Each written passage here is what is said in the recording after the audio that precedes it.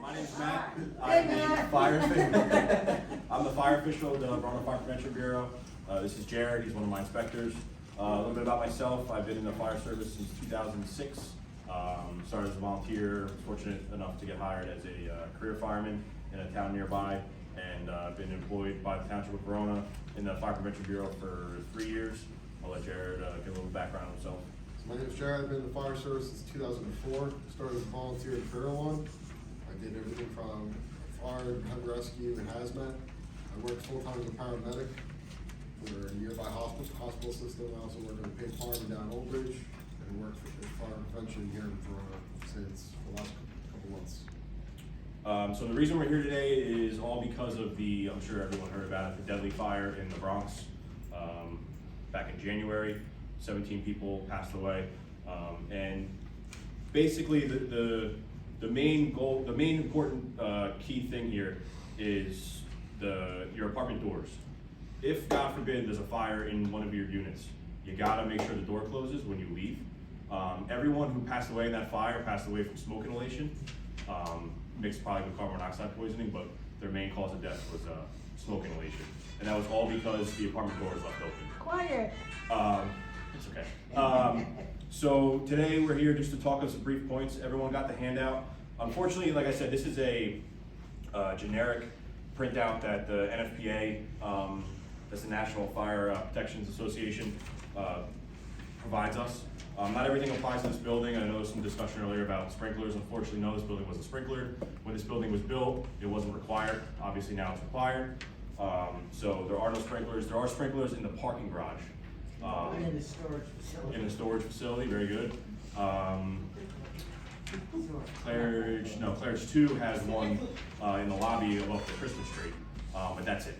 The pipes you see in the stairwells, those are the stand pipes that the firemen, if there's a fire, we'll connect our hose to those stand pipes, and that's how we get water to the unit that's on fire, put the fire out. Like I said, the main takeaway from today is just you have to remember to close your door. And if you ever see a door propped open, a hallway door, a smoke door, let Eric know. Eric, he's good. He's got my number. He can call me and we can come get it taken care of. I know there was some conversation in the hall before we started about some of your doors, or your units not automatically closing. That's very important. It's different here because you own all your units. So our jurisdiction there's a blurred line between what we can enforce because technically you own your unit. So it's more or less cooperation from everybody. Hopefully me saying that the reason 17 people died is because their doors didn't automatically close is enough to, whatever has to happen with the building, the super, each individual tenant to make sure the doors automatically close. Eric and I were talking about some things after that fire that we'll probably, try to get working here to make sure the doors do automatically close, or at least get tested, and then if they're not, there's a report that we have knowing what doors don't automatically close, which ones do. Obviously, everyone's seen when the fire alarms go off that you do have smoke doors in the hallways. Yes. That is to partition the smoke. If you have a fire in your unit, obviously you want to get out. But if you have a fire if you think there's a fire in a neighboring unit, the safest place for you guys to be is in your unit. But the most important thing is stay in your unit. Do not evacuate, because you could encounter the firemen coming up, and if there's a lot of people coming down, it makes it harder for us to come up, get to the fire floor, and put the fire out. The quicker we can get onto the fire floor and put the fire out, the better everything gets. Yes, ma'am. What about, if the stairwell exit is right near, or close to your apartment, should you head for that, or you should still stay in your apartment? The best answer I'm gonna give to you right now is to stay in your apartment, because you don't know what's gonna be in the stairwell. Okay.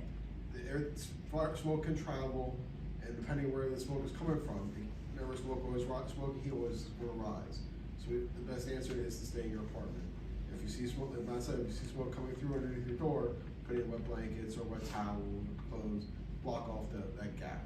So think about for that question, if you think the building's on fire, there's a fire in one of the units, and you want to go to a staircase and exit, God forbid the floor below you is where the fire was and that door was propped open, you could walk into basically a chimney, and you'd get overcome by smoke and carbon monoxide pretty quick. Yes? When I moved here, I was told by the the person that took me around. And in case of a fire, the first thing to do, the best thing to do is to go on your balcony. Is that true? It's a difficult question to answer. I would say no. I would say, honestly, so, let me see, how can I answer this? Sometimes the windows are open. Yeah, windows open, again, if the fire's below you, smoke and heat rises. It's just one of those things, if That's you, how the fire department will rescue from the balcony. right, but sometimes there's no need to rescue somebody, you know? The way we look at it is obviously the greatest hazard is the floor that the fire is on, or the wing, and obviously the unit that's on fire, and then the neighboring units and the unit above. Because smoke and heat travel up first and then out. So those are our main priorities. The fire unit, the neighboring units, and the unit above. Everyone else, for the most part, as long as your doors were shut and the hallway doors were shut, you guys will be fine. You might smell some smoke, you might see some residual smoke, the units above, below might get some water. Unfortunately, it's all part of having a fire. I mean, if you want to go onto your balcony just to give us a thumbs up, let us know you're good, great. If you want to wave your hands, and you know, the best thing to do if you feel like your life's truly in danger, because don't get me wrong, when the building's on fire, the fire trucks are coming up, the alarm's going off, you smell smoke, it can be very nerve-wracking. Yeah, absolutely. But just remember, you're safe in your units. You're basically in a big concrete box, which is good, as long as your door's closed. And then, you know, if you're nowhere near the fire, say you're in another wing, there's just some residual smoke in your hallway, you're probably safer there than you were if you tried to get out. And again, we're coming up with hoses and firemen to put the fire out and more importantly, make any rescues if there are any. And we don't want to get slowed down by people coming down. So that's the most important thing. When the need arises to actually get everyone out, once the fire's knocked down, we want to check for what we call check for extension. We ventilate, get all the smoke, carbon monoxide out. We will assist you in getting out if necessary. But like I said, again, the main point is stay in your apartment and make sure your doors are closed. How about your windows? Yeah, windows closed as well. Oh, Yeah. Like I said, because God forbid the fire's below you, smoke and stuff come out. At one time, I've been here for more than 30 years, but I was in another high-rise years ago. And people who were not able to move around on their own, in a wheelchair, or, you know, Absolutely. handicapped to some degree, there were stickers that were on the door. Are those stickers still something that's available? Yeah, anything's possible. Okay. Nothing's required. I Okay. believe, They do. yeah, Eric has you have a list too, right? You have a list? Yeah. Okay. Usually it's what's called a special needs list that Okay. we do have. We can get Eric that have, we'll get a list that Because tell I us would be where. concerned about some of my neighbors. Right. Absolutely, yeah. Yeah, Go ahead. I was gonna say, in Florida, when my parents were in Florida, fire department came, they said anybody who was in a wheelchair or needed aid should put a towel or some in front of their door. Oh, outside? Outside the door, and the fire department would know that they were in need of That's help. interesting. Yeah, that's That's a interesting. good idea. That would be something that would have to come from us, because, you know, it's a great Right. idea, But but then for we us would to know implement it and that's get everybody on the board, format. it's a little different. But the best bet would, you know, get in touch with Eric. I know you have a person working at the front door 24/7. So the office keeps a list of anybody that's bedbound, hard of hearing, any kind of special needs. And we do put a silver disc at the bottom right, left corner of the door. Okay. And that's Oh, been in okay. place for years, All yeah. right, I didn't know And that, I so guess that's to good to know. update that. And they have a from time to list time. at the front desk. So there's a silver disc in the bottom left-hand corner of the door? Yep. Okay. What are the requirements for that, Eric, if you don't mind me asking? If the person feels like they would need assistance. Okay. Can't hear, can't walk. Yeah. What about oxygen tanks? Right, If someone with an oxygen Mhm. tank, that's an important one. Right. We wanna know about. So yeah, any other questions? I just have one. Absolutely. I don't know where the fire alarm is to pull it. Basically on your way out, there should be one outside every, staircase. staircase, thank you. Okay, got it. Yeah. Got it. Okay. And if there's smoke, don't wait for the smoke alarms to go off. Call 911. You know, sometimes things happen. The quickest way you can do it is do it yourself. I've been to fires where people say, you know, it took you guys so long to get here, and, you know, no one called. I pull up to a fire once in a while. I don't like telling war stories, but it's an example of today, you know, 30 people in the street, dispatch only got one 911 call on the fire. Wow. So, And then some big, go ahead, I'm sorry.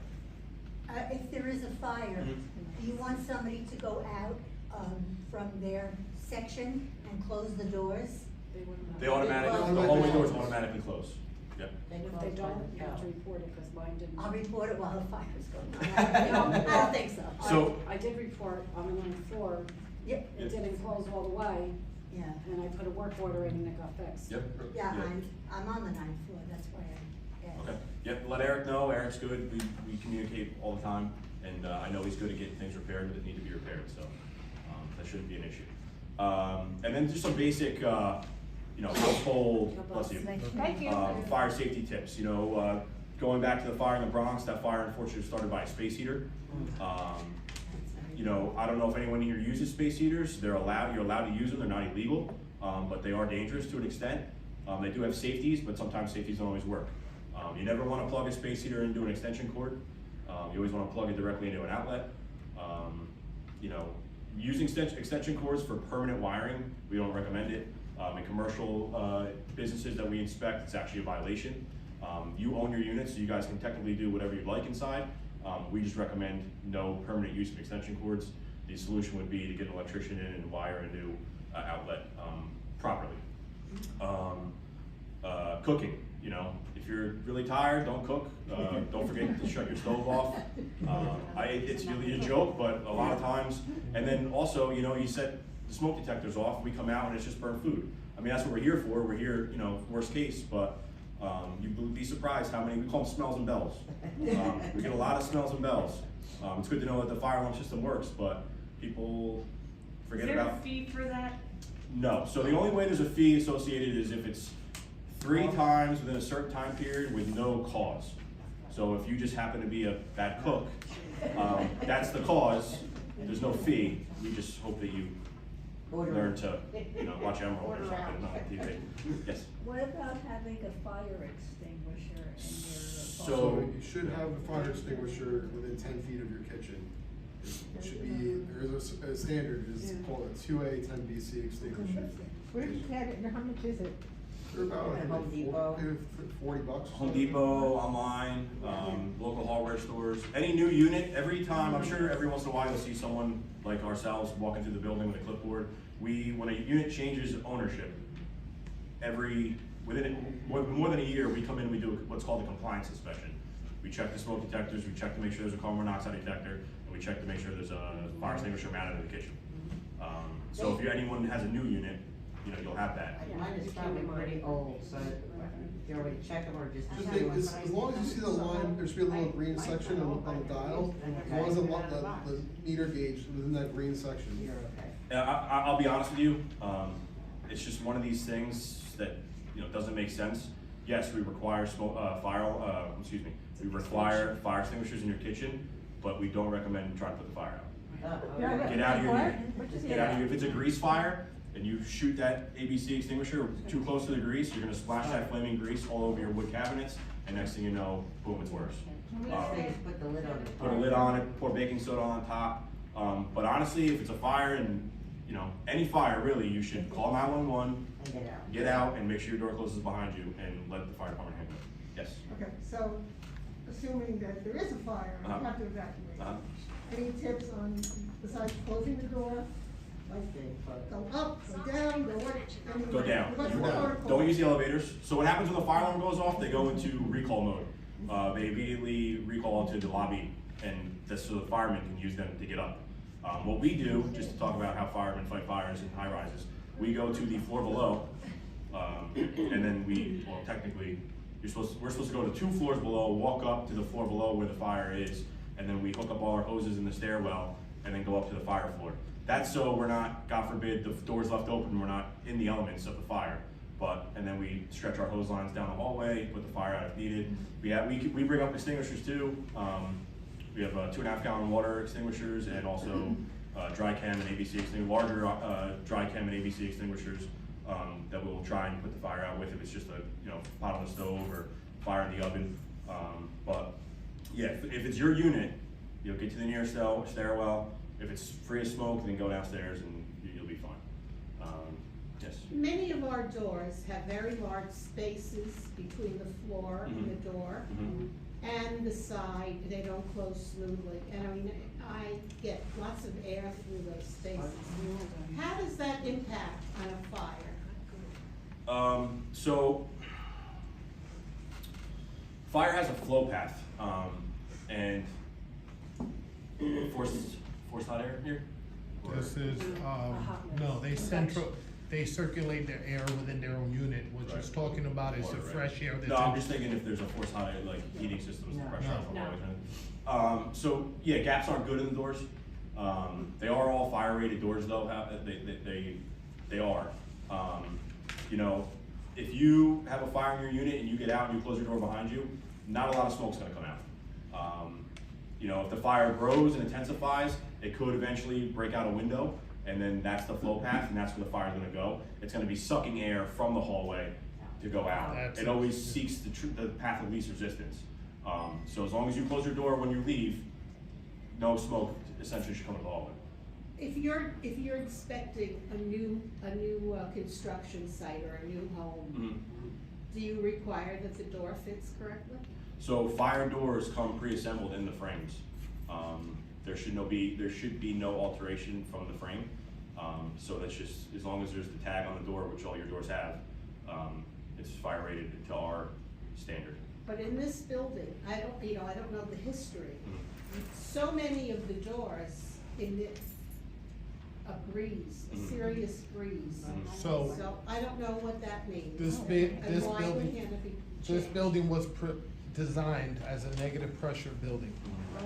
So it exhausts air from the vents in the kitchens and the bathrooms, and it introduces fresh air from the hallways into the unit. Right. So the air is always flowing into the unit as opposed to from the unit out. Right. So again, if you have a fire in your unit and you close your door, fresh air is actually pushing into your unit, so the smoke should not come into the hallway, okay?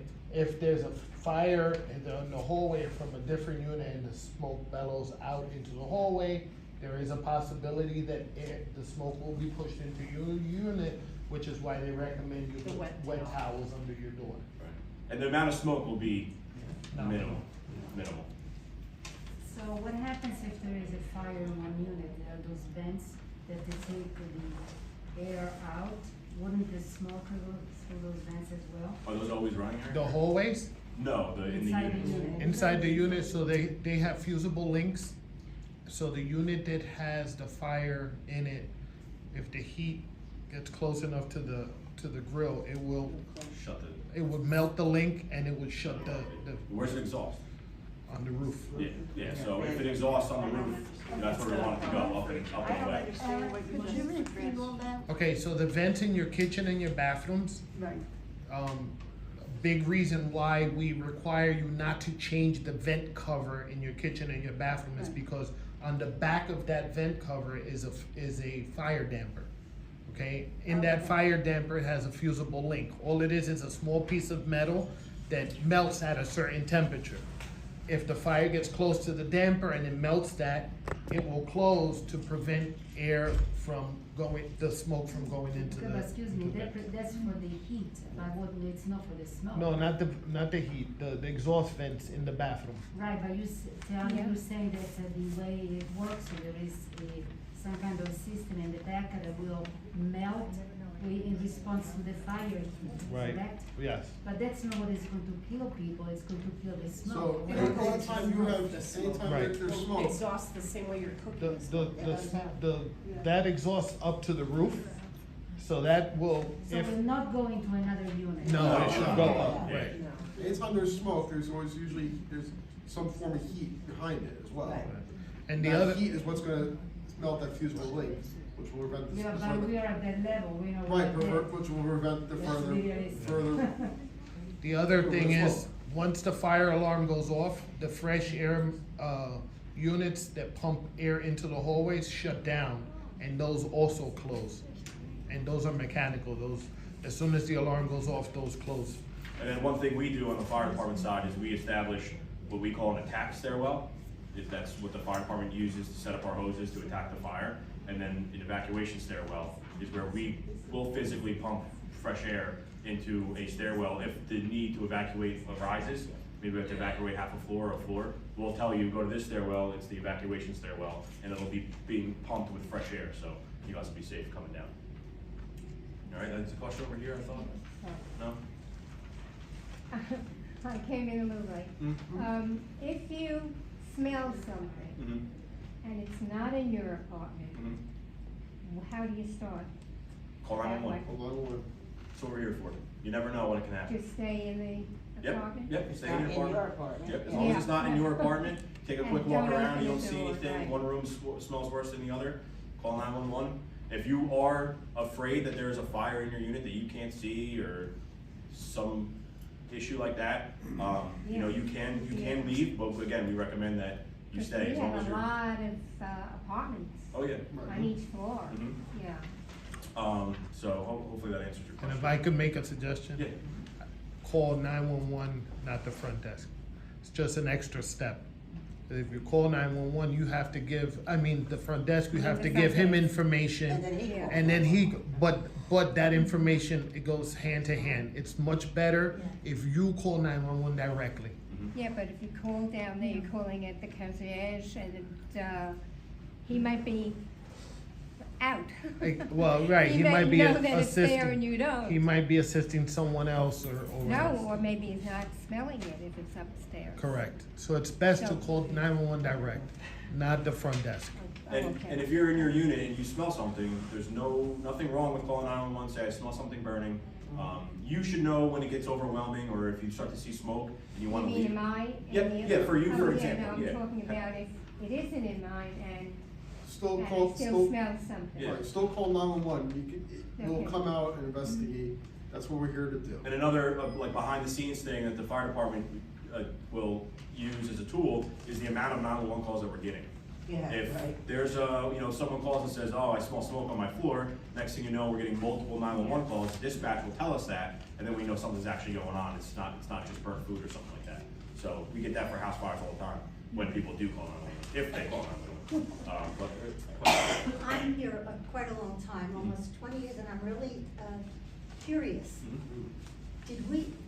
Eric, did we really ever have a fire, and people had to leave and, I've been here 13 years. all right, well, That's it, knock on wood.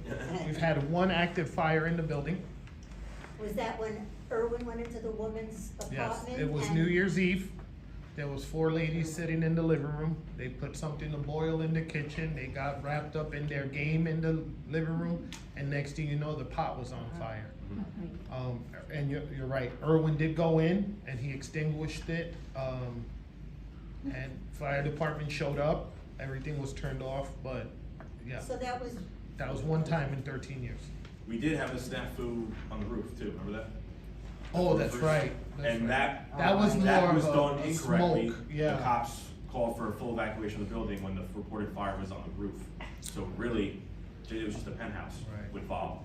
They were the only ones that would have had to evacuate. But that fire was put out with some water cans. Yes.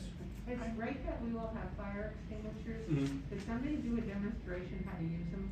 Yeah, we can do that. Yeah. It's very simple. Pass, pull, aim, squeeze, and just sweep left and right. It's a little more involved than that, but that's why honestly, if there's a fire in your unit, close your door, grab your little family and get out. Because sometimes you can make it worse. But I also want to say that I have a fire extinguisher in my kitchen, and I haven't used it in a long time, haven't the faintest idea how to use it, so it would be helpful, even though in most cases, what you're saying, it's not a good thing to use, but there are other reasons that we really should know. Right. If Absolutely. we, So you know. Eric had mentioned that you guys have. You say it's easy, but when you look at that, it's not Right, easy. no, I'm not telling you, it's not that easy, I'm being honest, it's not as easy as you would think. You have a way to push out, how about a video? Can I send you a video, Yeah. and you can push out to the Yeah, we residents? can put it on YouTube. Yeah, there's plenty of videos out there, about how to use a fire extinguisher. it's better than me coming in. I can't light something on fire and put it out for you guys, unfortunately. I mean, I can, but you just can't tell anybody. That's a good idea. That's But a it'd be good easier idea. just to send a video for everyone to All watch. right, who wants a video? I'm actually trying to buy, the actual technology these days, they actually have a fire extinguisher prop. It's like a TV screen you put on the floor, and there's a demo fire extinguisher, and it's actually a laser. And you pull it and you extinguish the fire. Yeah, it's really expensive, so I applied for a grant for it, but we'll see if I get it. If I get it, you guys will be my first stop. But going back to, again, safety in your units. I don't know if there's any smokers. Can't tell you how many times a smoker's put a cigarette butt out in a flower pot on the balcony, and believe it or not, your potting soil, when it's dry, does have wood chips, peat moss, that stuff can burn. That can be a cause of I've been here a few times, maybe Claire's too a few times, order something burning and it's just a smoldering flower pot. Sometimes if it's a wooden flower pot or a plastic flower pot, those can burn. Again, they're outside, but we don't want any fire anywhere. We've actually had a pot go on fire and the person threw it off the balcony into the bushes. And they never said anything, right? Didn't we have to? They didn't say anything. People started smelling smoke. In the back, right? Yeah, right back here. Yep. In the corner by the air conditioning unit. Yep. Remember that? Is there a way to make the alarm louder? Yeah, The the alarm. alarms? Because I cannot hear it in my apartment. And I have no intercom in my unit. And, yeah, mine is not Well, working. the intercom they're working on, but They're making it there's worse. no way to adjust the Mine's not volume working. with the current intercom in place. Unfortunately, the fire protection, we'll say devices on the building were all that were required when the building was built, and that's all we can enforce. We can't enforce current building standards. We used to have a bell one that was really loud That would in the hallway. Mhm. I don't have that anymore. It's like a very high pitched Oh, tone now that Mhm. comes from the hallway and it intensifies. You heard it. But we have so many beeps and clicks in the apartment. I don't know if it's my refrigerator beeping, Right. computer beeping, you know what I'm saying? Right. So, Again, we that's get how alarm yours reports should every be. year from the company that comes in and tests it, and it's, it passes, it's Yeah. no deficiency, so again, unfortunately, It is it's what it is. it's the minimum that's required, and it passes. Okay. If you, the only way to get anything more would be to present it to the board, yeah. What else on, safety in the home? If you have like computers, you always wanna take, surge protectors, don't overload an outlet. Don't ever use those like 3-to-1, multi-plug adapters, those aren't safe. Always buy UL tested appliances. Everyone knows what UL is, Underwriter Laboratories, they test everything for safety. What's UL? It's Underwriter Laboratories. They're just a nonprofit organization that tests appliances. They're the national standard for all electronic appliances to meet a certain safety rating. Thank you. UL certified. The tag. Yep, there should be a sticker on it, a little shiny sticker, it says UL on it. Cigarettes, unattended cooking, space heaters.